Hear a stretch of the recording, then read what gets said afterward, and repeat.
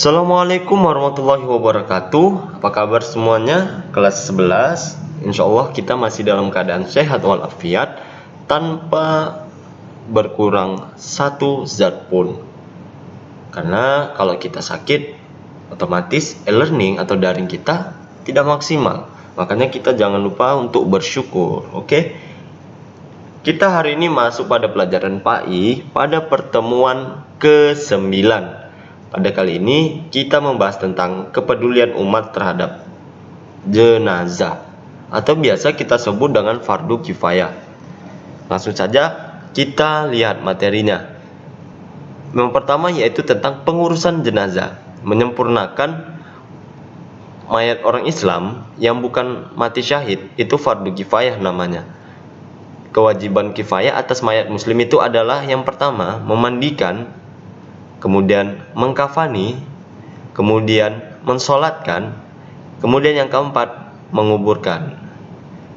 Catatan, jika mayat itu meninggalkan hutang, maka wajib bagi famili atau keluarga si mayit untuk membayarkannya, baik itu hutang uang, emas, perak, maupun hutang kepada Allah, puasa dan lain-lain, bisa dibayarkan dengan fidyah.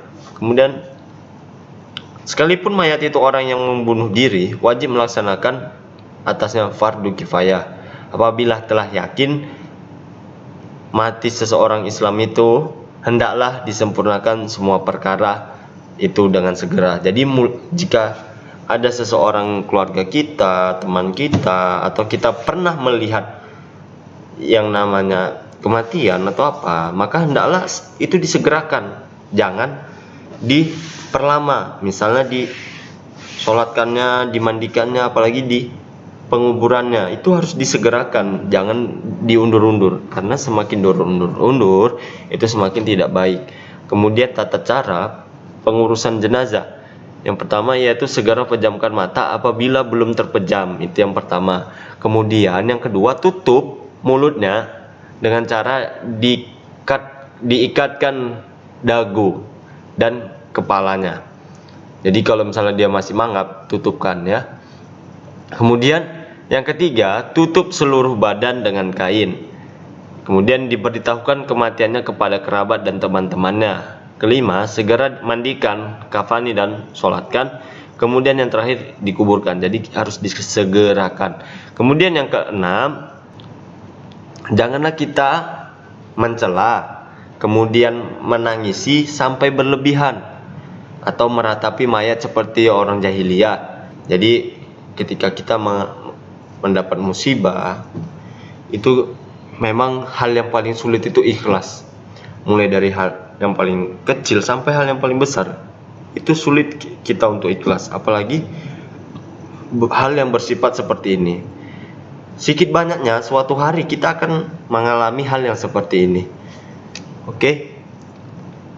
Kemudian memandikan jenazah. Syarat-syarat mayat yang dimandikan adalah yang pertama, mayatnya orang Islam. Kemudian mayat itu bukan mati syahid, tidak berperan di jalan Allah. Kemudian yang ketiga, mayat itu masih ada tubuhnya meskipun sedikit ataupun sepotong. Jadi kalau poin 2 itu, kalau jika dia mati syahid, maka dia tidak perlu dimandikan, langsung dikebumikan saja.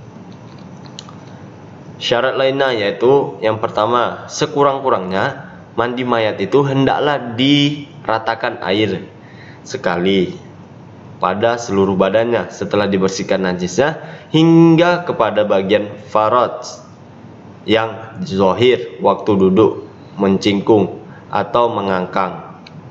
Kemudian memandikan mayat sudahlah cukup seperti halnya kita mandi dengan cara membasuh tubuh dengan sabun hingga daki dan kotorannya hilang. Kemudian mayat hendaknya dimandikan dengan memulainya dari arah kanan dan diawalkan dari anggota wudhunya. Ya, kalian bisa lihat yang berhak untuk memandikan jenazah atau memandikan mayat itu. Selanjutnya yang berhak untuk memandikan mayat, yang pertama yaitu suami atau istri. Kemudian yang kedua, mahram si mayat, bisa jadi kakaknya, adiknya, ataupun yang memiliki hubungan saudara. Kemudian keluarga. Yang keempat, orang-orang yang diamanahkan atau bertugas sebagai tukang memandikan mayat atau bilal mayit. Kalau kita pernah dengar namanya itu bilal mayit. Nah, itu orang yang bertugas sebagai pendamping atau membimbing bagaimana sih cara memandikan jenazah. Oke. Kemudian tempat memandikan mayat bisa di bilik atau ruangan tertutup. Nah, itu harus ruangan tertutup. Kenapa? Biar tidak orang semua bisa lihat. Harus ditutupi. Kemudian yang kedua, tidak dibenarkan orang lain memasuki, melainkan orang yang memandikan. Jadi orang lain itu tidak dibenarkan memasuki ruangan pemandian tersebut. Kemudian yang ketiga, di atas tempat yang tinggi atau tidak terkena kotoran atau najis. Jadi dia harus diletakkan di atasnya. Ya, harus diletakkan di atas. Kemudian kalau untuk peralatan mandi, nah ini bisa ada kain putih, kemudian kapas, papan alas mandi, ada sabun, kemudian serbuk cendana, minyak atar, air mawar, tikar, gunting, kapur barus, sarung tangan, handuk mandi yang kecil ya atau tuala, air, kain batik untuk basahan, kemudian sikat, ada bantal, kemudian ada ember atau gayung dan gayungnya ya. Cara memandikan, kemudian kalian nanti bisa kalian bayangkan atau mungkin kalian bisa dipraktekkan di rumah. Karena apa? Nanti kita di kelas 12 atau ya nanti kita bisa praktekkan sedikit jika kita sudah tatap muka, atau di kelas 12 nanti kita bisa praktekkan tentang memandikan jenazah. Bagaimana sih cara memandikan jenazah?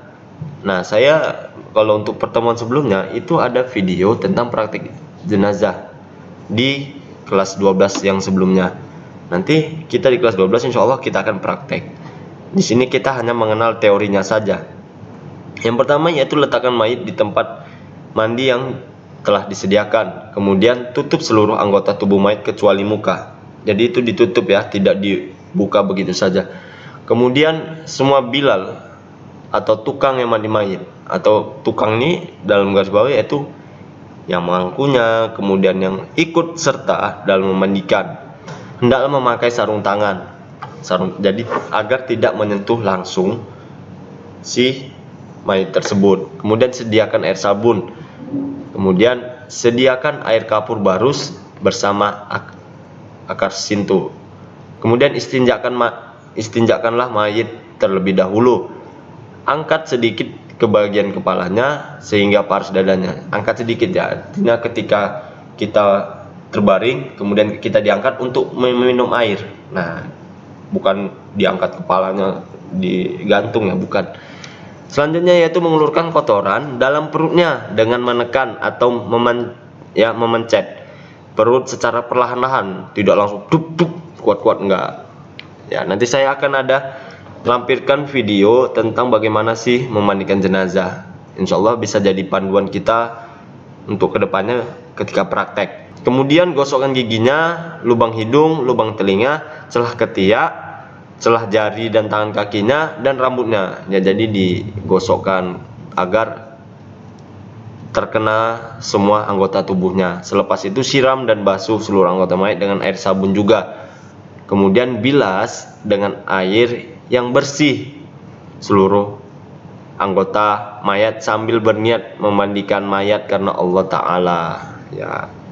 Kemudian siram atau basuh dari kepala hingga ujung kaki 3 kali dengan air bersih. Setelah tadi dengan air sabun, kemudian air bersih. Nah, untuk air sintu ini tadi bisa kita bilang itu air kapur barus ya. Bisa air kapur barus, air jeruk purut. Nah, itu bisa.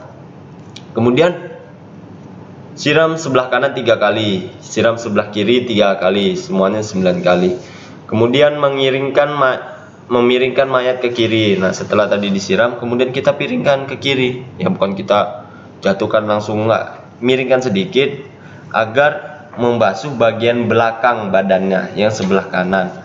Kemudian miringkan ke kanan agar membasuh badannya yang sebelah kiri, setara samping dengan lambung. Kemudian letakkan mayat ke semula. Ulangi menyiram seperti bil 13 hingga 17 kali. Siram dengan air kapur barus. Keempat, wudhukanlah dengan niat mewudhukan mayat ini karena Allah Ta'ala. Siram dengan 9 kali. Setelah selesai dimandikan, kemudian diwudhukan dengan baik dan sempurna, hendaklah dilapkan menggunakan tuala atau handuk pada seluruh badan mayitnya. Kemudian cawat bagian kemaluannya dengan cawat celana disediakan, usung ke tempat pengkafanan dengan menutup seluruh anggota auratnya. Jadi setelah selesainya dimandikan, maka selanjutnya yaitu dikafani. Untuk materi kafani mungkin bisa kita lanjut di pertemuan selanjutnya. Seperti biasa, tugasnya resumelah pertemuan kali ini, foto, kemudian kirimkan pada link yang telah saya berikan.